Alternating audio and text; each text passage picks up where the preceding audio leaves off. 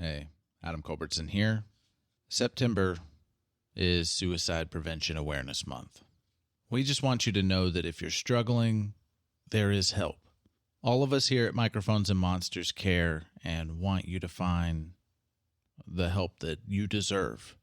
You can call the National Suicide Prevention Lifeline at 1-800-273-8255. You can also contact NAMI on their helpline, and that's NAMI, the National Alliance of Mental Illness. Their helpline is 800-950-NAMI. That's NAMI. And of course, if there is an emergency, please dial 911. If you are having an emergency or somebody around you is having an emergency, dial 911 so somebody can help you. I know these numbers are in the U.S., but there are resources in other nations as well that can help you. So be safe and take care of yourself. Hey, Adam Culbertson here. Before we begin, we got a promo from another independent podcast, so when you finish this episode, make sure you go and check them out. Let the prophecy be fulfilled. Let the almighty host rise to power, wielding the instrument of my darkest design. Bow low to the candy caster, or be consumed in its unholy radiance. Well, I don't know about all that, but the Intergalactic Candycast is a fully improvised podcast and a one-man radio comedy ensemble that broadcasts live every week. So follow me, Atticus Hinkley. And the robot. Would you like to know a baseball fact? Shut up, butt boy. They're not here for you. They're here for the rock and roll. Yes, follow all of us and learn how to become a better and truly whole person, just like me. The Intergalactic Candycast at Starfighter Down on Twitter, Facebook, Instagram, and anywhere else you can think of at Starfighter Down. Steel your mind for eldritch horrors of the universe unknown. For what is to follow is a tale of intrigue, mystery, and madness. You're listening to Microphones and Monsters.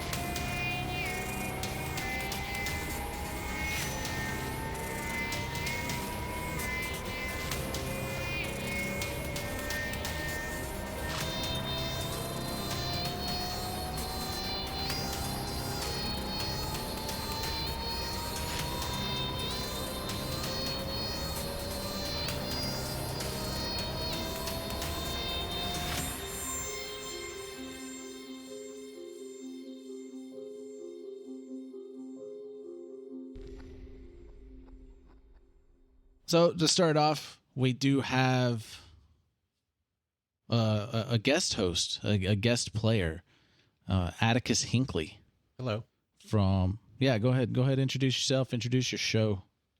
Oh, yes. Hello. I'm Atticus Hinkley. I'm the host of the Intergalactic Candycast, a weekly comedy meta podcast parody. I don't know, but it's fun. Join me. And that's it. Link in the description. Sure. Yes, there will be. Thank you. Yeah, there definitely will be a link in the description. Way to put him on the spot there. He's good at improv. Like he can roll with it. Sure. You say that like that's what he does on his podcast constantly. Yeah. Funny. Yeah, I keep it fresh. Keep it fresh on the show. Try to keep it loose. Not too many notes. This will be a new experience since ours is strictly scripted. I know. Like seriously, like Adam over there has just pages and pages and pages of notes. Mm-hmm. Yeah, we need to talk about my monologue later on in the session. I don't really agree with some of the things that are said. That's probably more notes than you've had the rest of the campaign thus far. Last session, I had 2 full pages of this, and we nailed it all. That's pretty rad. Actually, it's just guidelines, and I fill in a lot of gaps as we play with y'all's choices, and there was play off of definitely 2 sessions there at one point where the entirety of his notes was like a few random words written on a blank page. Yeah, that was it. No, all it did was say session 10, session 11. Oh yeah, and then he wrote stuff during the session. Yes. Yeah. Like So he a wouldn't couple of forget it words. later. Yeah, that's about what I keep in my notebook. So I'm with you, man. All right, so where we left off, Julian woke up in this room on a stone floor inside of a lab, and in the corner there was a suit of armor. I did not go into detail about that armor, but that armor was a very mech-like suit of armor. Should we chime in? Can we chime in with peanut gallery stuff, or should we only listen right Oh yeah, yeah, chime go in with for peanut it. gallery stuff all you want. I'm also going to chime in with peanut gallery stuff, but I'm going to chime in with something very important. We didn't do Cardiac Inspiration, did we? Oh, everybody Max, else did. you You did. still need Everybody to else know. did. I forgot about you, Yeah, Max. also, You don't need it. Up, so we should talk about that. We usually talk about I'm that already- first. Yeah, but we'll get there. Yeah. Yeah, we'll get there. Okay. Max, do you want it from the top? I always top deck. Nice. 9, another 9. Nine's okay. That's 9 of pretty diamonds. good. Third best result, basically. Mm-hmm. Yeah. All right. Yeah. Victor left off. You woke up on the floor in a really hot room, and it just happens to be this very large kitchen that's full of humanoid body parts and bodies, just dead bodies, corpses, and you are manacled to the wall. That sounds Now, comfortable. like, is it like just one manacle, or is it like 4 for like his arms and legs? I think it was just It's on one of his leg. one of his legs. Yeah, it's just one of his legs. Okay. And then Aleister, you woke up in the alley, and Tanasha came out of a portal and told you that it's been a year since you went into the portal, and it's about time you showed up. Yeah. And looking all time skippy, red, and scarred out and stuff. Yeah, totally.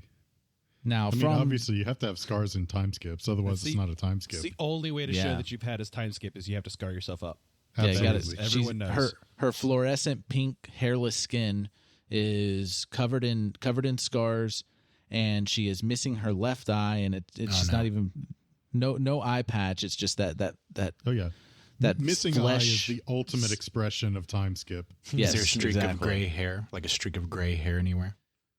I'm She a has no huge hair. fan of She's that. she's a Martian cat, so Yeah. she's Streak of completely gray skin. Oh, she my. has fluorescent pink skin. She's like one of those hairless cats, Okay. but her tail is like 4 or 5 times her body size, so she's got a really long tail. And she's Legs are really like ugly. weirdly long, like neck's kind of weirdly long. Mm. Yeah. Looks very gaunt. Hmm. Mm. Like a cybernetic leg, then. Not yet. Okay, just checking. I was thinking like a cat raff, Bedazzled cat giraffe collar. hybrid. But Yeah, like that, but non-reticulated.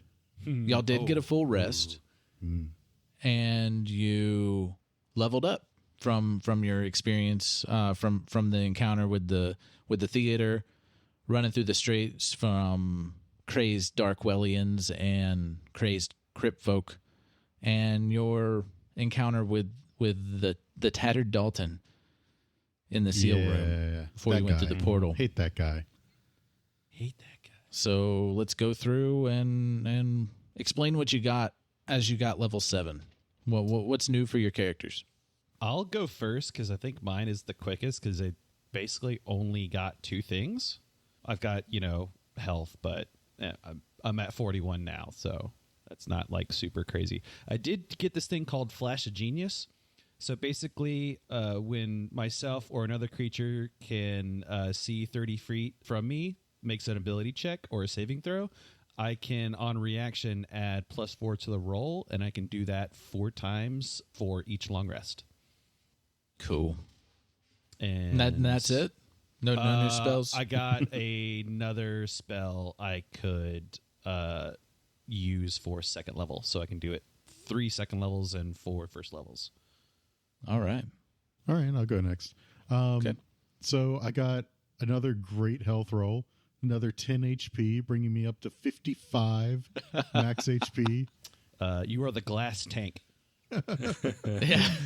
Speaking of, I actually got an invocation, which, because there weren't really a lot of great invocation options, next time around there's some pretty good ones. But this time, not a lot really appealed to me. So I went ahead and picked up Armor of Shadows, which allows me to cast Mage Armor at will without using a spell slot or components.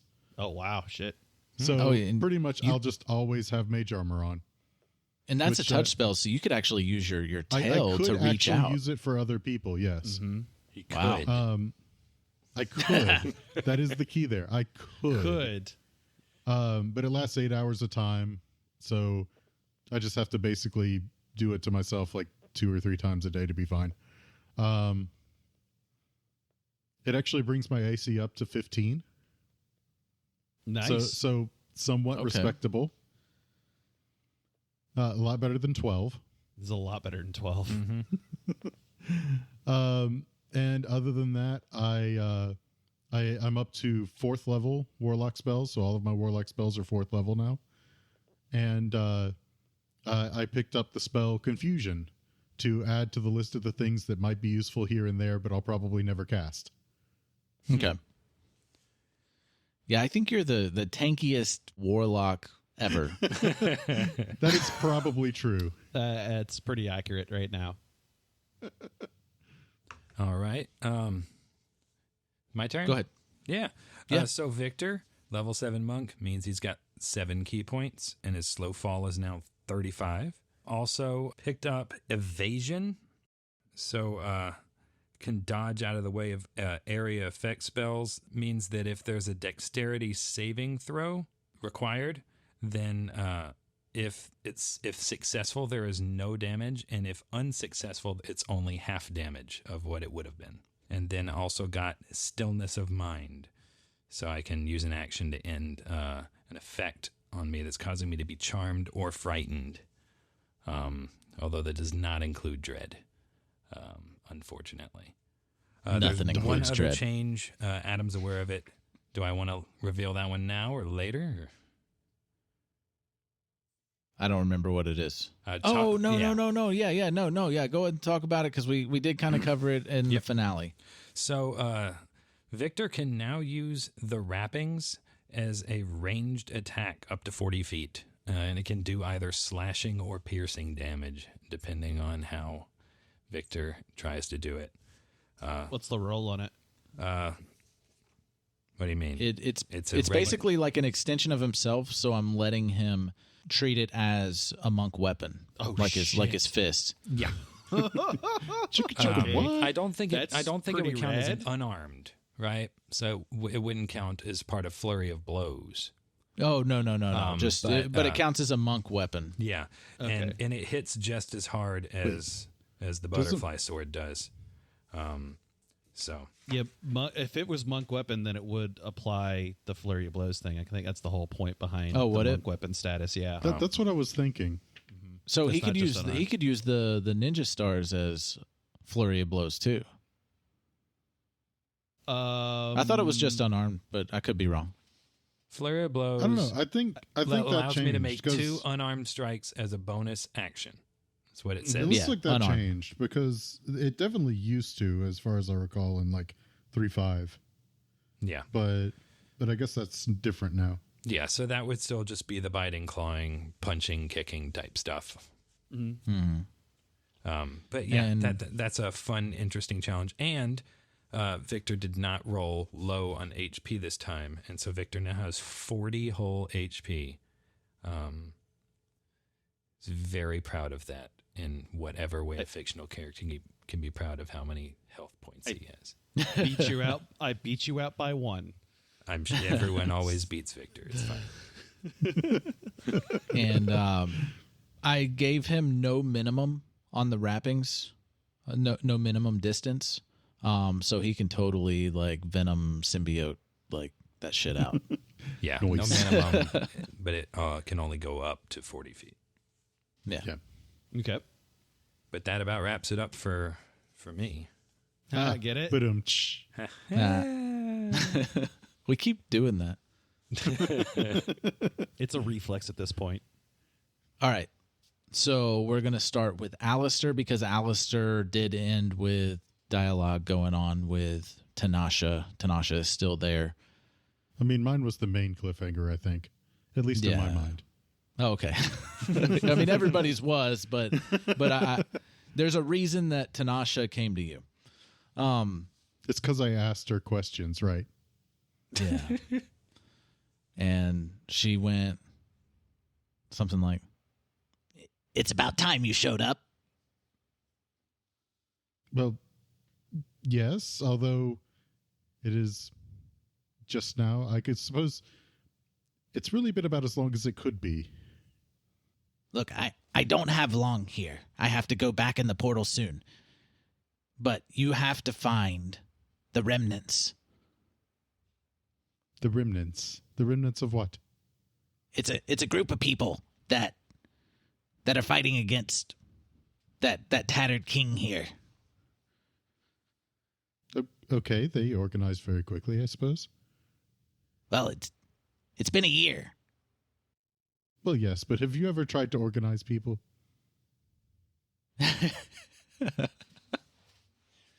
The DDA is gone. We don't have access to it in this world. When you say this world, like, is this not the same world that we were in? Not at all. Are you the same Tanasha? I am the same Tanasha. I saw you go into the portal and you reached out to me and grabbed me, but you couldn't hold on and you went through. We saved Sarah. Well, we picked up Sarah's dead body. Well, I suppose that's better than leaving her to rot. Well, if we left her there, she'd be gone. But she is on her final life now, but she decided to begin it as a kitten. Since it's her final. I can't really blame her, to be honest. But you you feel something like batting your tail? I'll turn around. Aleister, there's something watching us. From whence? Give me a perception check. First roll of season 2. It's going to be 8. Oh, that's good. Yeah, bodes really well. All right, so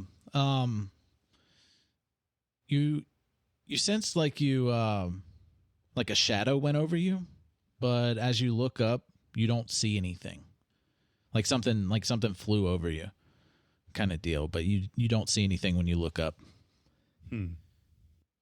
Pay attention, Aleister. Where are the other two? Well, I don't know. They went in before I did.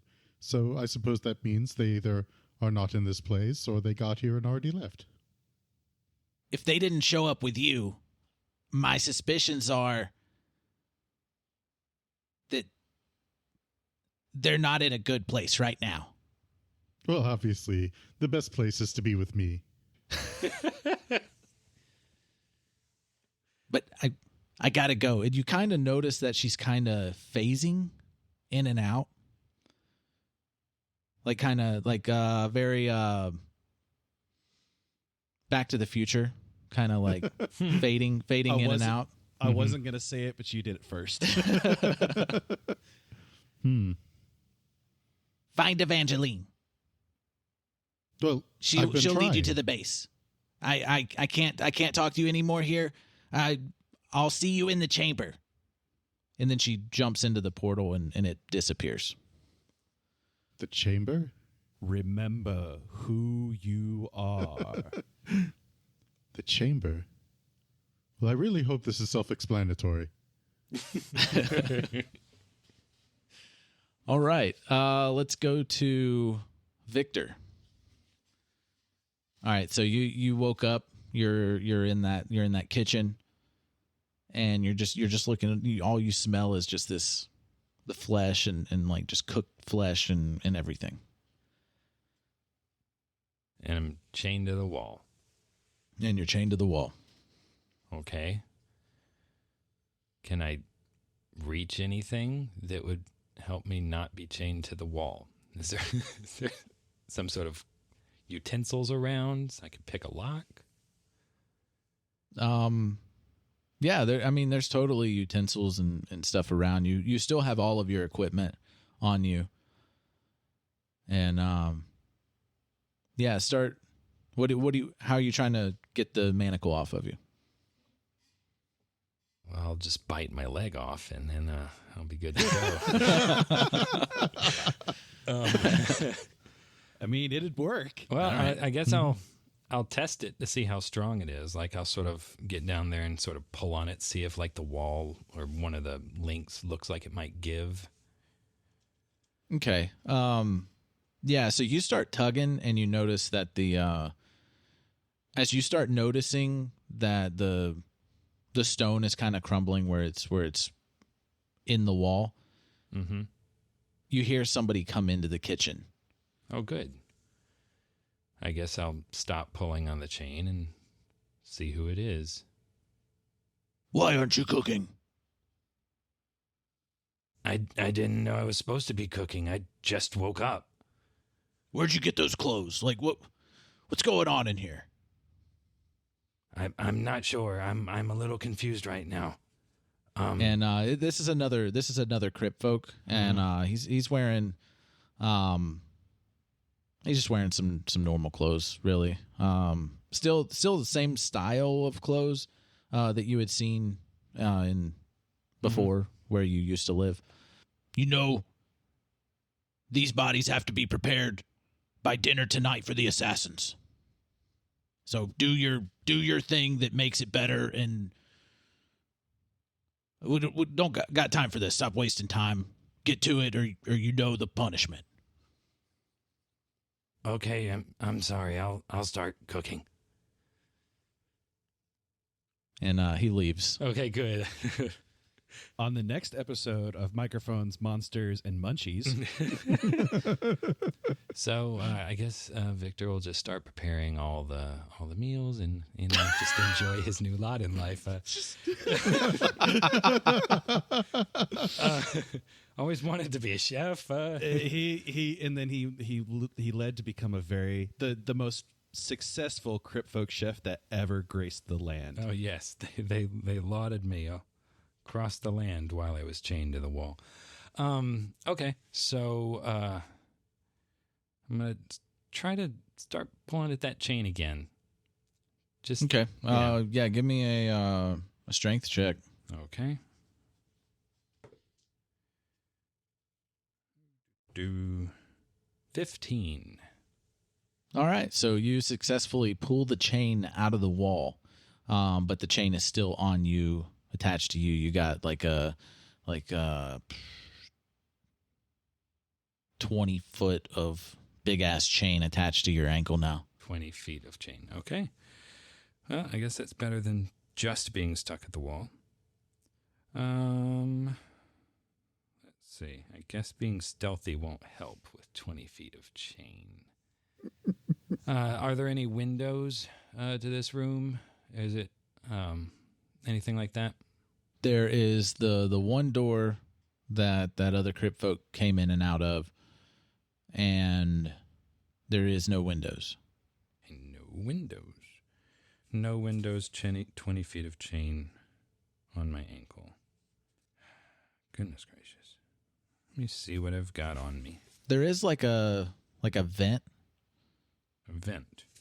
Above one of the ovens, but that's about it.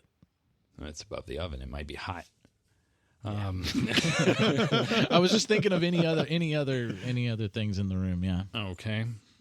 I'm gonna real quickly, while just sort of thinking about what I'm doing, I'm gonna really quickly just prepare for myself something like one of these things that are in the room. I don't know. I'll just randomly pick one to see if I can figure out what's going on and why people think that I'm supposed to be chained to the wall, or where I am, because I'm clearly not where I should be.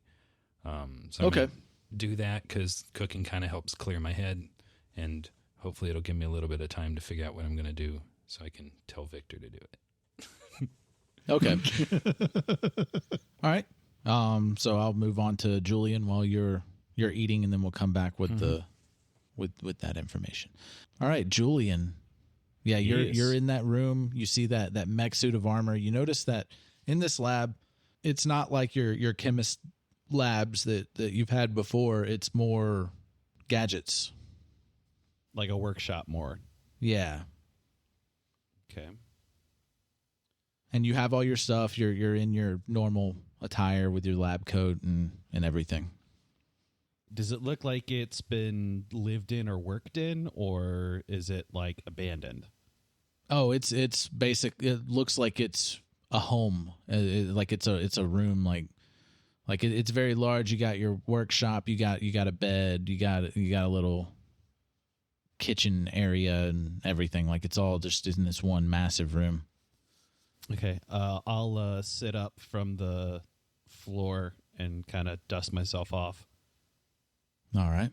And is it like just one door? Are we talking there are other rooms in here? Yeah, you can see one room. It goes into a bathroom, and then you see a door that goes outside, and there's like this big, almost like garage door kind of deal too, that has a chain you can pull on it to open it up. It's big enough to get the mech suit through. Okay, I'm gonna take a closer look at the mech suit. Okay, so yeah, you're inspecting it, and you notice that some of the materials are the same as your lightning gun. Oh shit! This is piquing my interest intensively, and I'm gonna like do a more hands-on approach at looking at it and actually kind of like see what's under the hood, so to speak. Okay. Yeah, so you spend some time, and you're just going through it, and you're just impressed like at the craftsmanship and at the how these metals are put together and everything. So when you say mech suit, is it like you like jump into it, or is it something like you put on slowly? It looks like there's a compartment that you can get into that's big enough for a human or you. Julian's chained to a wall in a kitchen, or Victor is, and Julian finds a mech suit.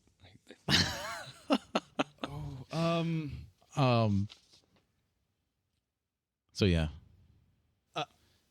I'm gonna try to get into the suit. Okay, so as you start to climb up into the suit, you hear a voice behind you. Sounds very familiar. Julian, did you finish the repairs? Yes, I'm actually about to do a test one right now. Oh, are you looking to see who it is? Yes. It is Verspar Arabiani. Oh. But she doesn't look like herself. She was when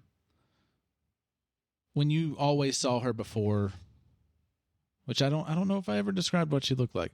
I think you did. She does have she's an elf, of course, and she has bronze skin with red hair and golden eyes, and she always wore just a nice suit. And now she's wearing like coveralls tied around her waist. She's got a tank top on kind of deal. She always had her hair up in a bun, like a nice tight bun, and her hair's all down right now.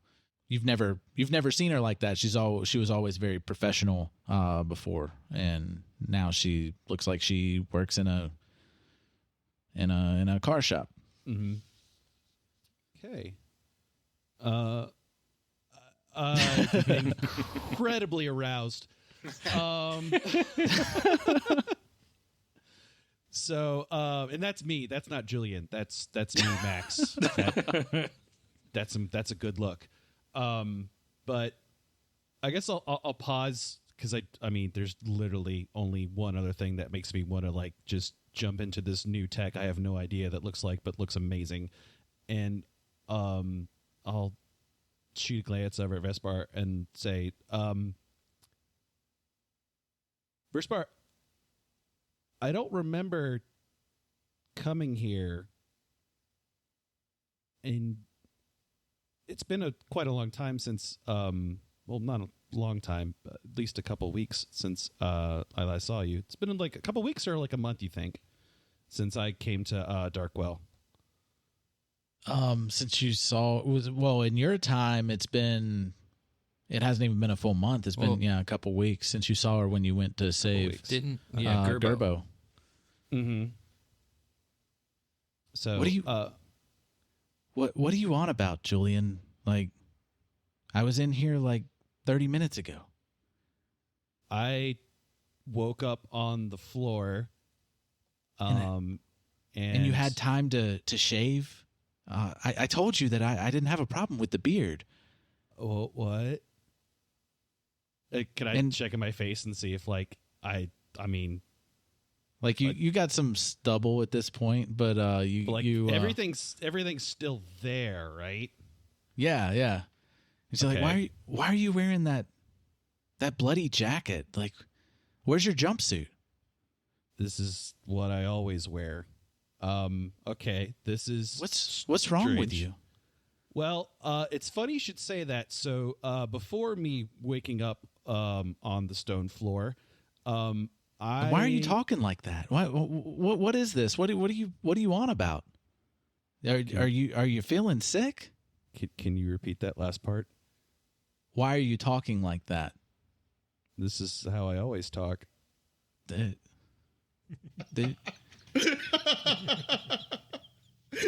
you hit your head? You said you woke up on the floor. Like, what's going on? Did you?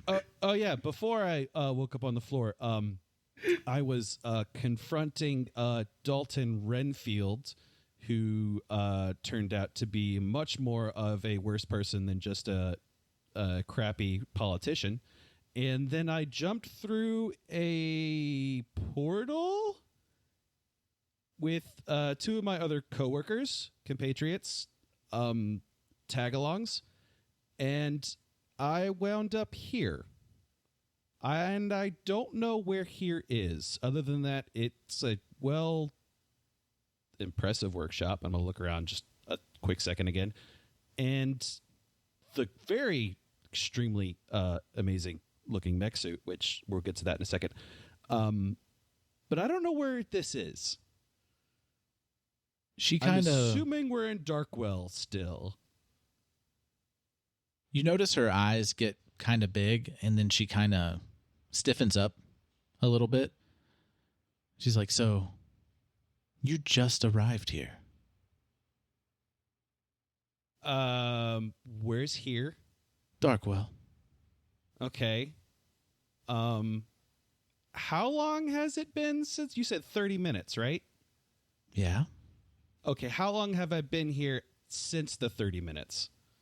Let me go get some tea, and I'll be back. Okay. She turns around, she walks out. She closes the door, but you hear like a lock click, and you hear something like go up against the door, like some kind of like bar or something like that. Okay. And you're in the room by yourself now. Okay. Is there, like, you said there was a bathroom. There's no other rooms or anything that I could access or find any more information? Like, no, it's like a big like loft kind of situation with a workshop in it, and it's just got a little bathroom. Papers, anything to say what's going on? There's some blueprints and stuff for different types of gadgets and for the mech suit. But as far as documents about you or anything like that, there's nothing like that. More so trying to look for dates now. The oldest thing you find is a newspaper article that was dated around the same time as the play. Okay. But it looks aged. Okay. Like it doesn't look like it came out today. All right, I'm going to go ahead and see if I can try to get back to trying to put on that mech suit and see what happens. All right. So you are in it. You strapping in? Yes. All right. So you strap in. You see a button. Whenever you're going through the papers, you notice that the starting sequence was there. So you press the buttons that you remembered from looking at the papers. Mm-hmm. You hear a very robot voice, mechanical voice saying, "Invalid user. Self-destruct in 60 seconds."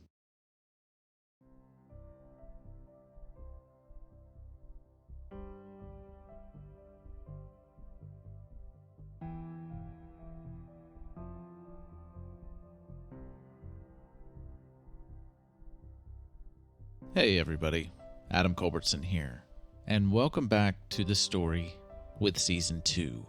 We do have a guest that's going to be in this arc, Atticus Hinckley, who introduced himself at the beginning of this episode. His character didn't come in yet, but I promise he is coming in. One session does cover 4 to 5 episodes, so he's still coming. So in the meantime, go and check out his podcast, the Intergalactic Candy Cast. It's out there on all the podcasting apps, YouTube, library. So it's really easy to find. And I believe all of his social medias are at StarfighterDown. I retweet him all the time, so you can find him. Go listen, go watch. It's a lot of fun. Great parody of a podcast. I think it's awesome. And yeah, I hope you like it too. So back again with Aleister, Victor, and Julian. Aleister is all sorts of confused and just had a bomb dropped on him. But still doesn't know everything that's going on. So he's trying to figure it out. And Evangeline, yeah, that's a thing now. And Victor, I wonder if he is going to stick with that, accepting his lot in life in this new world that he doesn't know is a new world. And Julian, of course, sees a little bit of technology and has to have it. I don't know, is he going to die so soon in the beginning of the second season? I don't know. No, nobody's safe. Their choices can kill them. I guess you'll have to listen to the next episode and find out if he dies or not. I hope you did enjoy our 2 Morons episodes in between season 1 and season 2. If you had the time to listen to them, I know one of them was extremely long, but I hope you enjoyed it if you did. I want to thank everybody for listening and making the first season amazing, and I'm ready. I'm ready to get the second season out and continue playing in it and releasing it and seeing where this story goes. Find out what the hell is going on with Manrose and Gerbo. I know everybody wants to know that, but you didn't find out in this episode, so gotta stick around. What's going on with that? As you probably have already noticed, we do have ads now. And if you would like to support us over on Patreon in return, we are giving out personal RSS feeds with ad-free episodes, among other things. So, everything Microphones and Monsters can be found at microphonesandmonsters.com. And don't forget to leave us reviews on Apple Podcast and Podchaser. All the music is written and produced by Marco Mazzei at Fallen Highway Studios. I'm so glad that you have decided to return to listen to Season 2, and I hope you join us next time here on Microphones and Monsters.